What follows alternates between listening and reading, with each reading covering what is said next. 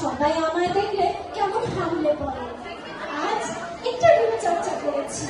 প্রথমে নুন হলুদের সাবার, তারপর পোস্ত, সর্ষে, দইয়ের এরপর হালকা করে স্টিম বানাবো।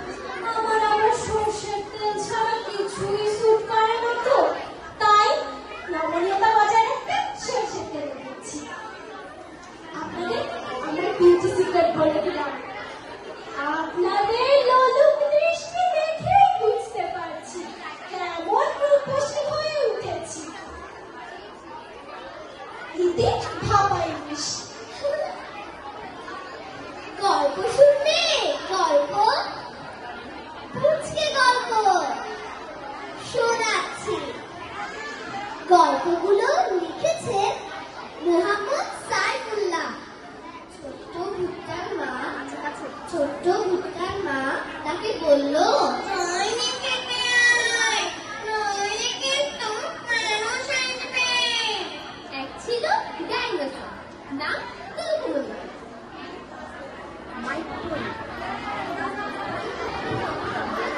আরে বেচারা তোমার সাথে দেখার আগেই বিরক্ত হয়ে গিয়েছে। লুসি আর ডেজি দুই বন্ধু একদিন একসাথে ছিল যে চাঁদে পৌঁছে গেল। হঠাৎ মনে পড়ল, আরে খুব খাদ্য করা হয়নি, তাই তারা ফিরে এলো। উঠতে উঠতে ক্লান্ত হয়ে গিয়েছিল একটা প্রজাপতি, তাই সে একদিন একটা উড়োজাহাজে চলে বসলো। একটা খরগোশ সারাদিন চকলেট খেত। একদিন তার খুব পেটে ব্যথা হলো। এরপর থেকে খরগোশরা খালি ঘাস আর গাজর খায়।